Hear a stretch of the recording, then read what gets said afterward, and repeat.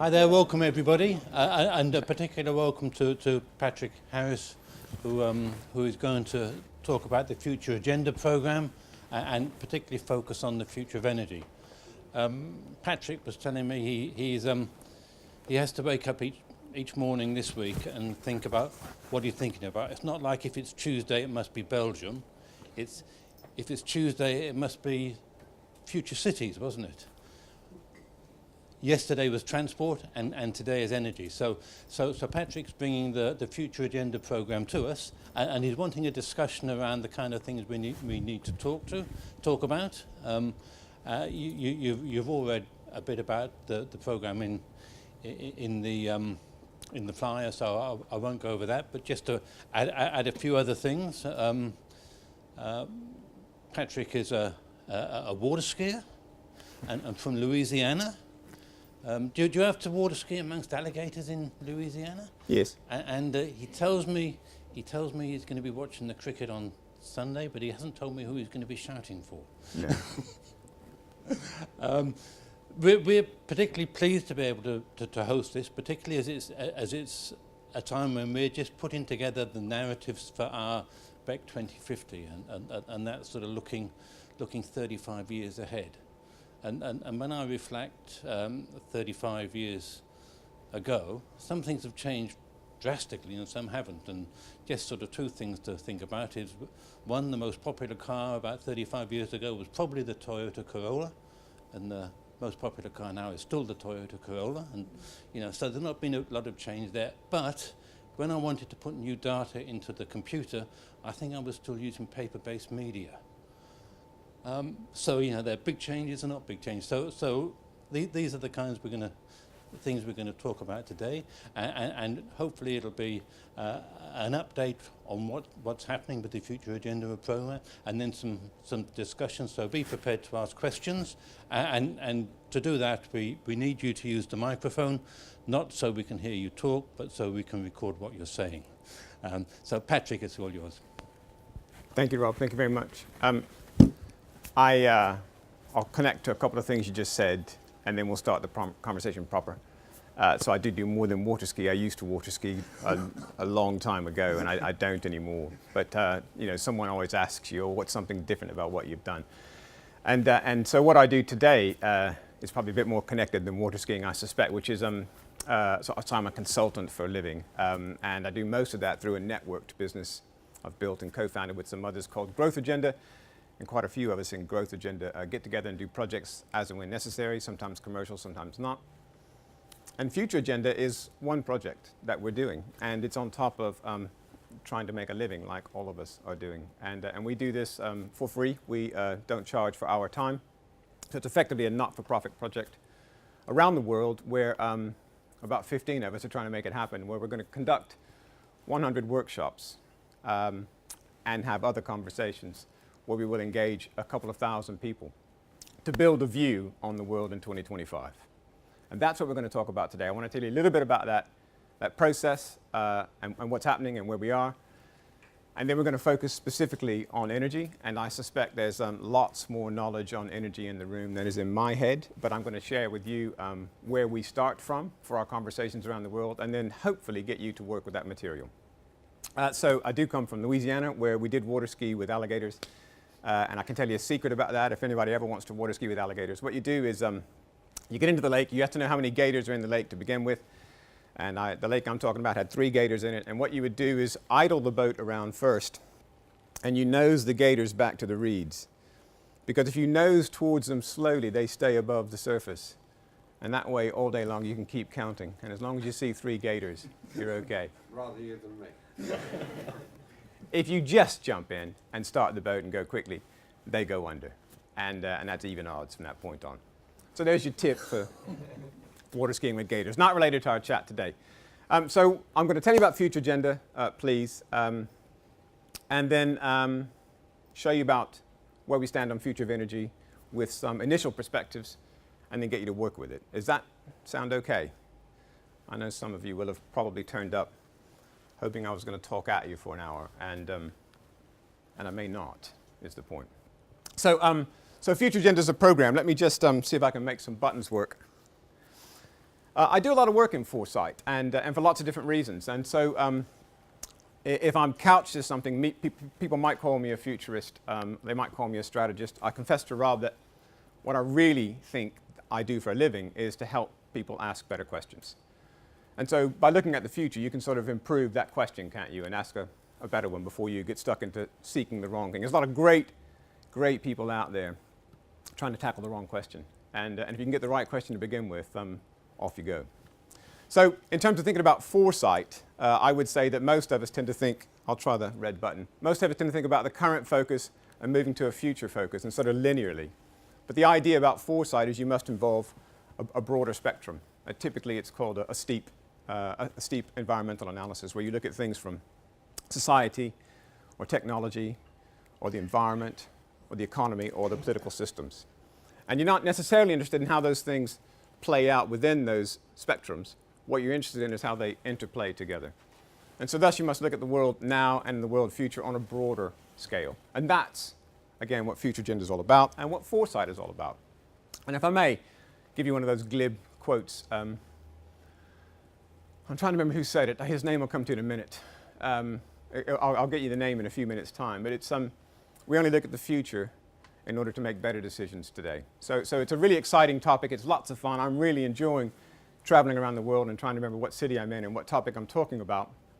But the reality is the only reason we should be doing it is to make better decisions today. So Future Agenda, we think, is the world's largest open foresight project. Open foresight being really, really key, which is it's about everyone being involved, being able to use the information. So it's not one organization thinking about the future and talking to the same old people. It's about lots of organizations from lots of different places from around the world, talking about a broad spectrum of things, and it's all produced on Creative Commons, which means we can all take it, use it, tweak it, build upon it, as long as you give credit to someone else. So you're very, very welcome to it. And I'll show you a website in a minute as well.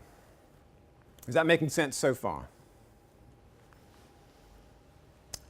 Future Agenda 1 was done in 2010, and we looked 10 years out. So I'm not brave enough to look 35 years out. But we looked 10 years out. And I do agree with something that Rob said, which is, even in 10 years' time, some things change quite a lot and some things don't. So for instance, 10 years ago, Barack Obama was a senator for the state of Illinois. 10 years ago, one of our hosts for this topic inside Future Agenda is a group called the Climate Group. They didn't exist. And if you wanted to buy an iPad, you'd have to wait about 5 years because they weren't around. And Facebook, an organization that we, anybody have a Facebook account in the room? 10 years ago, it didn't even exist. I think 10 years ago was a tsunami that New Zealanders gave about $25 million to as well. Something along those lines. So in 10 years, some things can change dramatically and some things maybe less so. But what fell out of the conversations in round 1, so 5 years ago, were about 52 topics. And I assure you the information is still used today. I've got an example, which I'm going to give to Rob. But what we do is we're interested as a group of people to build a view on the world in 2025. And the first round was the world in 2020. So a book was compiled about it based on all the information. Again, it's not necessarily the future of energy that was critical. It was how energy interacts with transports, interacts with cities, etc. And so we produced a book, which you're very welcome to. We also did some other ways of interacting with the material. So we produced a set of cards, smaller playing cards. Does anybody know Top Trumps as a system? Well, these are Top Trump cards with future trends. And so you can explain to everyone else what Top Trump sends as well when you see them later on. But you can play the game with future trends. And it's quite an interesting way to get people involved with the process. That too is yours. We also did a website. It's now archived because we're doing the second program. But a website with lots of social interaction, all of that taking place again this time round. Again, does that make sense so far? So I just wanted to show you a few insights that came out of round 1, so 2010. So dynamic pricing was a conversation that took place, fell out of many conversations around the world, and it talks about pervasive smart meters and ubiquitous tracking services being everywhere. We see it in a lot of commercial spaces, things like travel. So we see it for airlines, we see it for hotels, but of course there's huge conversations around energy in the same space. Global pandemics was a popular conversation at the time. If you think about the period, this was probably deep into the throes of swine flu, I should imagine. So swine flu was a topic, and the conversation said, well, look, there's going to be 2 or 3 more of these that are going to happen, and they're going to happen in places where it's going to be difficult for us to respond. Okay, maybe there haven't been 2 or 3, but Ebola certainly fits the bill. Perhaps in Haiti there was cholera, I suppose, about 5,000 people affected after a hurricane there. Maybe measles in the Congo might have fitted. And interestingly, swine flu still in India being quite an issue. And all of those in places where it was difficult to deal with the problem. Cocktail identities. I can remember the story behind where this came out. I wasn't present on the day, so I'm going to steal someone else's story. And Tim, my colleague, asked people as a warm-up activity before a workshop, because most of what we do is workshops, full day or half day. He said, does anybody have a Facebook account? And everyone, 5 years ago, don't forget, everyone said, well, yes, I have 1 or none or maybe 2, with the exception of one young girl in the front who said, yes, I have 27. And she had one that was a Facebook account for her and her friends, one for her family, and one for sort of work and school. So, you know, keeping that bit aside. The other 24 were just social experiments. Can I be a bloke somewhere else? Can I be a woman somewhere else? Can I be a child somewhere else? And the other people in the room were quite nervous because they were thinking, you know, things like, as we do, because we're all representing organizations, we think about, oh, we need to have a social platform as an organization. And what suddenly frightened them was a whole generation of people who were having not just 1, not just 2, but maybe 27 different accounts. So cocktail identities is all about, do you really know who you're talking to anymore? Intelligent highways, we hear an awful lot about things like the driverless car now. We're talking about the efficiencies that can come from good use of data, and intelligent highways is one decent example of that, which might be able to increase capacity and reduce congestion, for instance. Water management was a big topic that fell out about 5 years ago. Water management, I think, still is one of those huge conversations today. How are we using our resources? Are we using them wisely? And the fact that we have people in places where they don't have access to basic resources, basic life-giving resources, like food and water. And mega city-states. This is not a surprise to me. I come from a city, London, where the mayor is seen as more important than the Prime Minister. So Boris Johnson and David Cameron, if you don't know their names. And this is about the power that cities now have for lots of reasons, not least because many people living in urban areas as opposed to rural areas. A fact that may never be reversed, I suspect. And that cities are natural creative hubs for solving some of the problems that exist and which they produce and create themselves. So the fact that cities might talk more to each other, might have more power, say, than nation states. I think, I just need to tell you the 20 topics that we have for Future Agenda Round 2. These are the 20 topics, energy being one of them. Some of them fell out. You can see the relationship to some of those trends before. So resources, for instance, and cities being a specific topic this year round. This is our process. So to begin the conversations, we had to find a lead expert to write an initial perspective. In the case of energy, a chap called Jeremy Bentham from Shell wrote the initial perspective. In the case of education, Sugata Mitra wrote a wonderful paper. If you Google TED and look for education speakers, you'll get him as number 1 or number 2 on your list of people that you're going to find as talkers. So a very provocative piece. So someone writes the initial perspective for each one of the 20 topics. Then we have some global discussions, as we're doing right now. Round about August, we start to bring it all together and draw some synthesis from it and produce the material. Other people are allowed to investigate and produce what they want out of it throughout. So some organizations are interested, for instance, in the future of travel. IHG, the hotel chain, are very interested in that. But what we're working on is a broad view on the world in 2025. I think that's my last slide there. Oh, except to say get involved. Shall I quickly show you a website or not really? Yes. Okay. Very, very quickly then.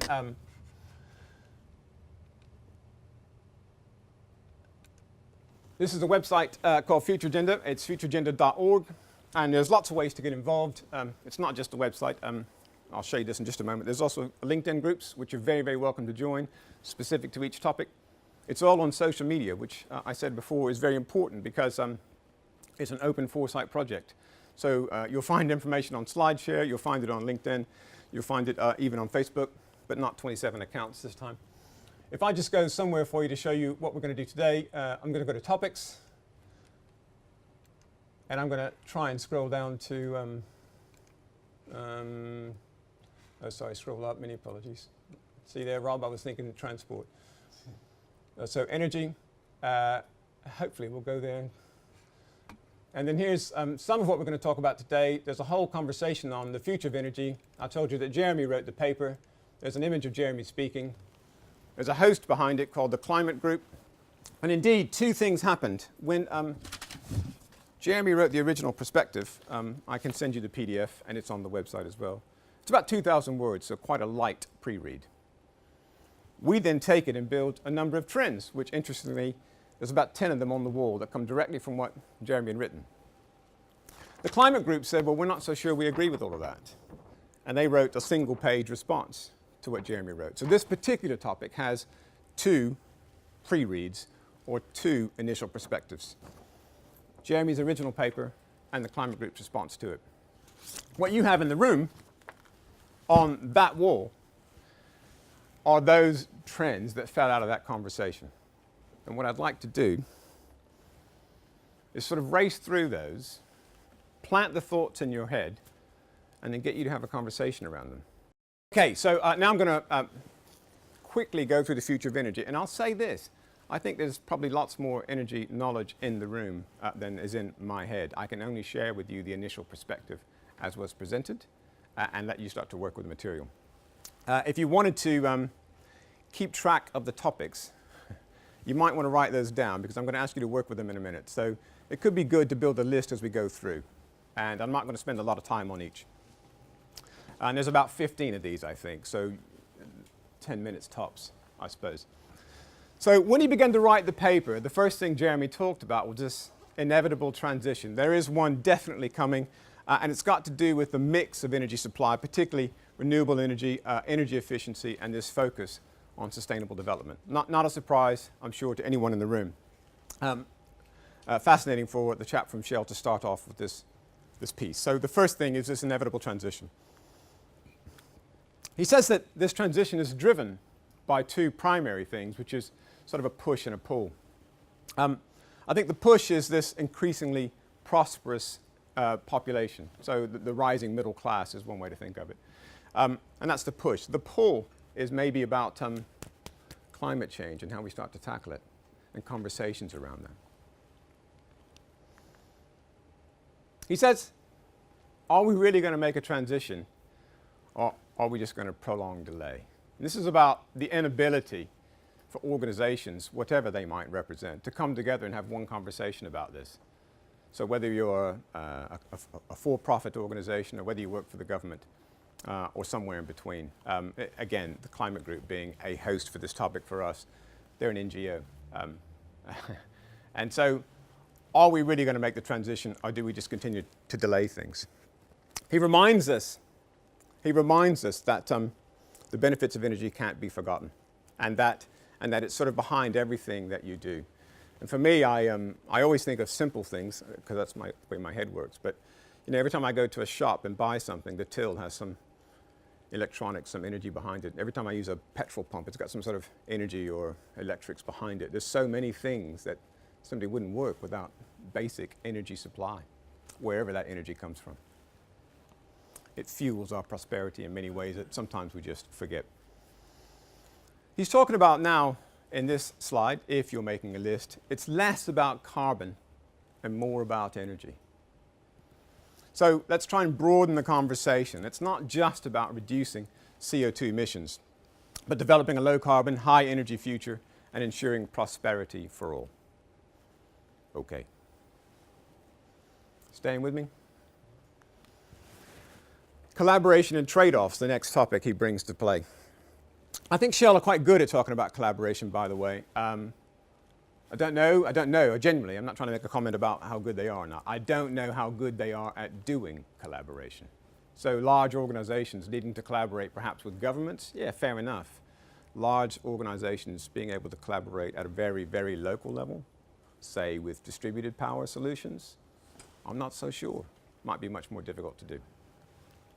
But there will be trade-offs, there will be collaboration, and his conversation is about, do we know when to collaborate and when not to? Do we know where to play? The extended period of transition, which is probably an extension of that earlier question about are we going to really transition or are we going to delay things? But he also says, once we make the transition, once we make the decisions, the energy system is very, very complex, and the transition will take a very long time to put it into play. Even if the decision towards something like renewables is put into play straight away, how long does it take to make that system come into position? Moderating expectations.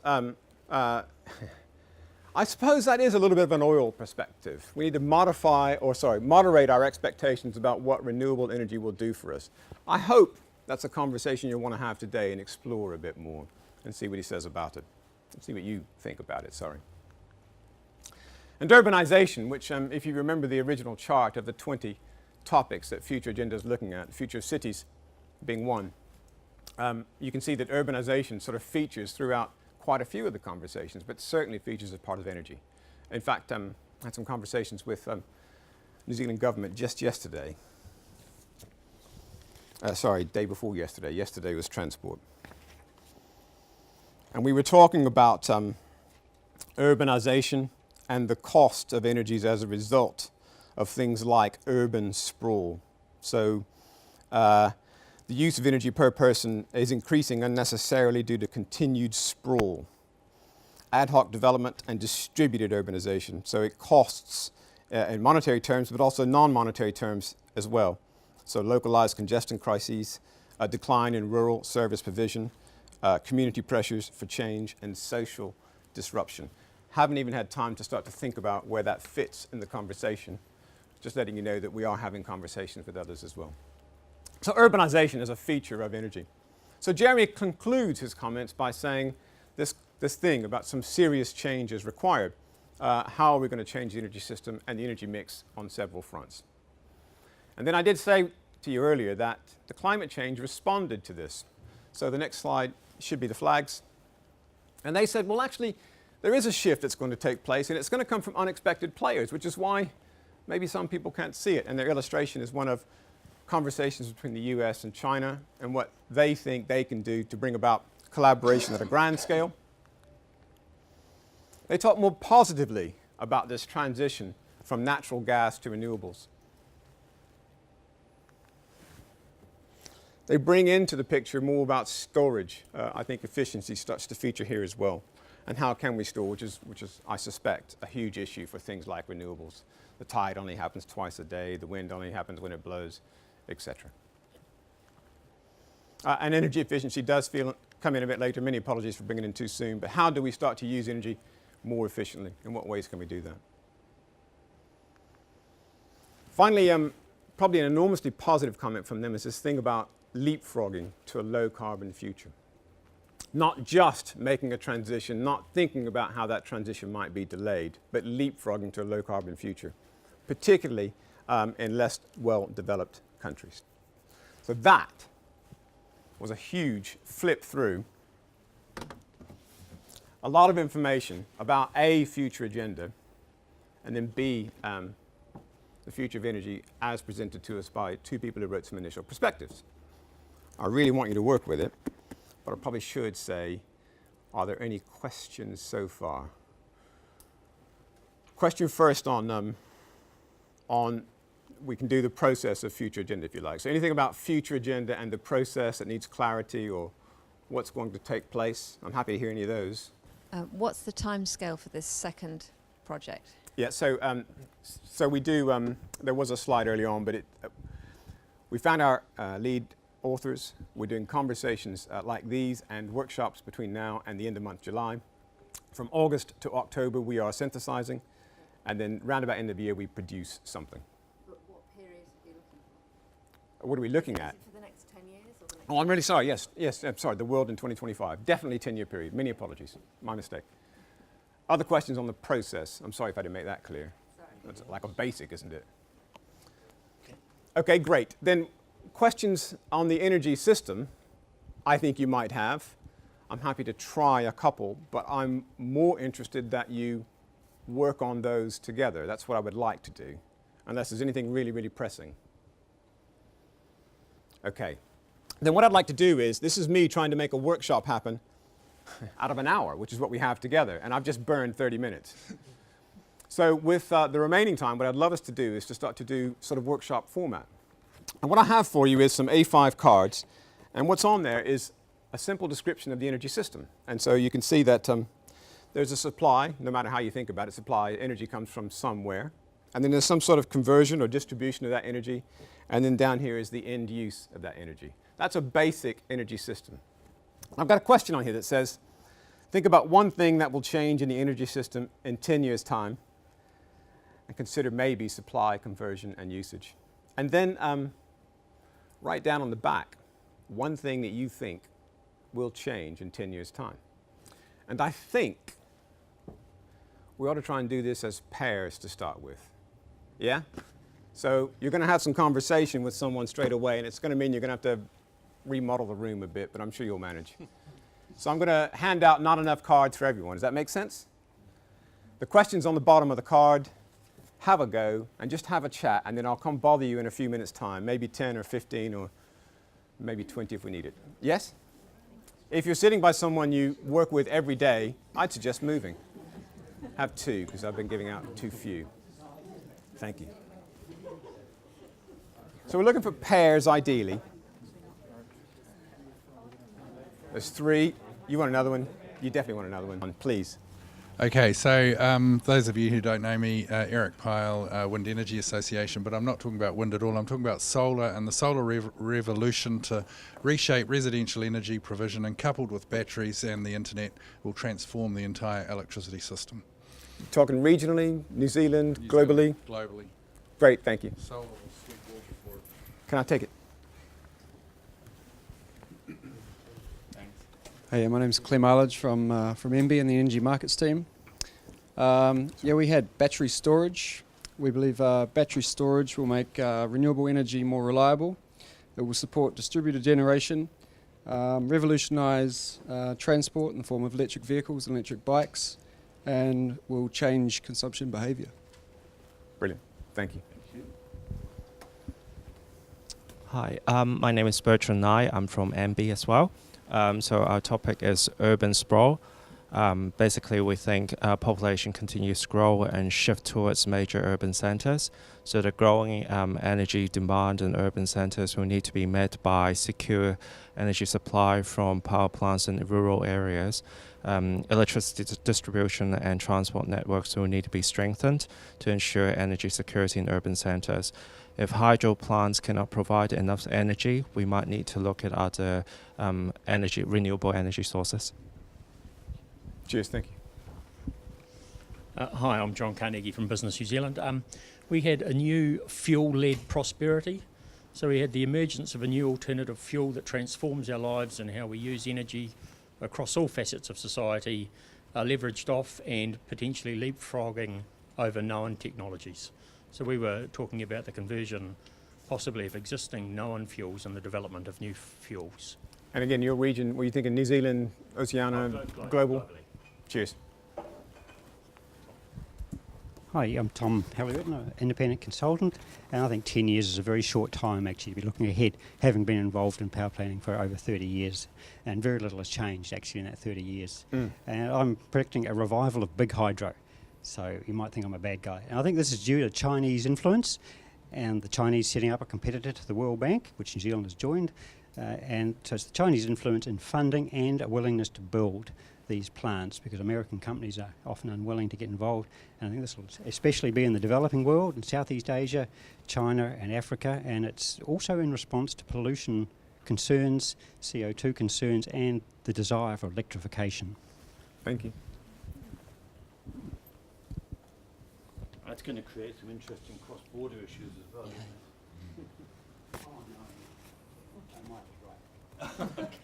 Yeah, hi, Dave Morgan from Deloitte. So probably less revolutionary in our side of the table, but less carbon, more energy. So continued growth for energy, but continued decarbonisation of the fuel source, driven by environmental and political drivers, particularly from the growing Asian countries, and that will mean a reduction in global coal demand. Great, thank you.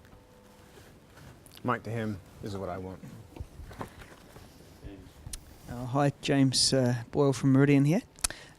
We thought we sort of talked about time-poor people, and we feel that sort of certainly in the Western economies, people in service economies where everyone's in service jobs, we feel people have just got less time, and that is sort of driving them to want fewer interactions with their suppliers, and particularly utility suppliers. And we feel that could well lead to a merging of electricity, banking, telecoms, things like this. And people are willing to do it, especially when they've got confidence in the efficiency of the market. So they don't need to go and shop around individually for those services. They're quite comfortable that a merged offering will be relatively efficient. Fascinating conversation about energy, and you're talking about time-poor people. Fantastic. Hi. We had a conversation around trade-offs, and this was on a global level in terms of economic and societal trade-offs will have a greater focus. And we were particularly having conversation around biomass and expecting sort of rational constraints on choices in terms of biomass for energy. And whilst I struggle with the idea it's biomass for food, but you know what I mean, and that depending on where you are, those will be really critical questions. Great, thank you. I'll take that. Thank you. Robert Holt, Callaghan Innovation. We will look at the energy system, and we felt that energy will be increasingly driven by demand, and because of the increasing reliance on intermittence, with distributed and renewables in the bigger system, it will be demand driven rather than supply driven. People's behaviour will change to reflect that, the availability of energy in real time, and also the technology to use it. We think hydrogen storage will become a complementary technology to battery storage, both locally and nationally. Brilliant, thank you.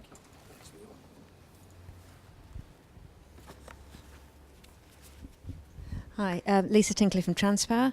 We were looking at changes to the energy system too, and we've come up with energy storage, batteries being the prime example, saying that it enables energy to be produced at one time and then used at another, particularly useful for microgeneration and encouraging more renewables. Excellent, thank you. No, I don't want that, I want this. Thank you. So, Patrick, what do you make of all that? Yeah, exactly. I'll just throw these in the air and make some sense of them straight away. Oh, stop. I'm Pam Caird from GIC.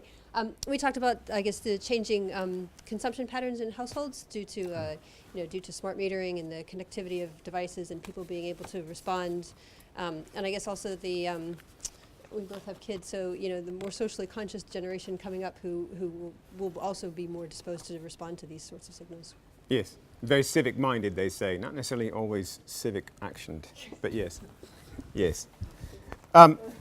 Anything surprising from that list that you've said, nothing that I've said, anything unusual that catches you out or you don't agree with that was just said? I think the mentioning of hydro is an interesting one.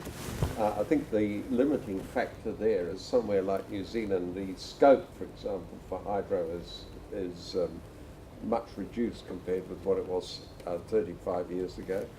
And also in developing countries, concerns over fisheries and over irrigation and drinking water. Yes. Are going to limit hydro exploitations. That surprised me a wee bit. I mean, there's still going to be a big place for hydro, but I think if we're looking to that as a solution, I think we're making a mistake. Okay. I raised that point because I just finished working on a strategic environmental analysis of the Mekong region, and the hydro potential is absolutely stunning. Yes, I know. And the whole purpose of the study is to look at the entire region. So what are the impacts of burning coal in Thailand? Will they have significant impacts in Vietnam? What's the impact of the Vietnamese wanting to build nukes? Well, people in Thailand are a bit worried about that too. So it's looking at the entire region, and it's pretty interesting when you look at the entire region rather than just a project in isolation. the potential is pretty stunning, actually. I mean, the Machiavellian approach of the Chinese is a change we haven't had. Thank you. Quite wrong, we know that. Thank you. John's got one as well, I think. Yeah, well, actually, did I hear anyone talk about the water-food trade-off? We did, briefly. Oh, we talked about bioenergy and food. So. Excellent. And again, I would expect some crossover in all of the different conversations we have. There's a resources conversation coming up in Sydney in June 2nd. I don't know why I know that, but I do. But I know most of the dates, to be perfectly honest. So what will I do with the information? We're going to take the information away. I can add it into the mix of what we're doing. Obviously, most of the conversations we do last a bit longer than this, okay? And there's a bit more time behind some of the information that happens. What we do in a typical workshop is you're exposed to the information, not dissimilar to this. We do some familiarization with the material, so typically sorting it into, say, relevance, high relevance, some sort of medium relevance, and maybe less relevance. So then everyone gets familiar with it in a group session. And then we start to think about gaps that are inside there, and where can we start to fill the gaps.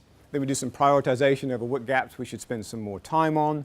And when we spend more time on them, we start to spend time on impact and implication of those gaps identified, or impacts and implications of existing items. So if someone really saw population and climate as an introduced topic from us into the workshop, they might choose to explore that more deeply, which is also absolutely fine. You've done a miniature version of that in an hour's time. So I'm really grateful. I'm really sorry for any poor instructions I gave. I'm really sorry if I gave you an image that got you thinking the wrong way, but I'm very grateful for all of the conversations. I know Rob probably needs to have last word. Can I just say welcome to Future Agenda, because you're in the program. And we've just tapped your heads for some information, and I do take it away. Please do continue to get involved as and when you choose. You're very welcome, and look for information to come from us later in the year. So thank you very much for coming today. And I thought it would be good to get David Butcher to give a vote of thanks, given as a few years back he was at the head of the energy system in New Zealand. Thank you, Rob. Yes, thinking 35 years back reminded me that it was 33 years ago that I was made the opposition associate spokesman on energy, along with a whole lot of other things, customs, state insurance, government life. My mother-in-law was actually most impressed by the fact that my list was longer than anybody else, until I spoke to Mike Moore, and he said to me, always remember, the longer the title, the less important the job. God has only got 3 letters. But I was particularly pleased that you said thinking about the future helps us make better decisions today, because about the time I became involved in the energy sector, when I joined, I only knew how to change a light bulb, and that was about it. Right. But about that time, there was a big conversation going on in New Zealand. Should we build a synthetic gasoline plant, or should we look at more innovative ways to use our gas supplies that were coming available from Maui? And I was one of those who favoured much more wider use of gas by reticulation, and less emphasis on a big, inflexible unit devoted to continuation of existing technologies. So that's where I think you've made a very useful contribution today by getting us all to think about the future in terms of making better decisions today. And for that, we'd like to thank you very much indeed. It's very kind. Thank you.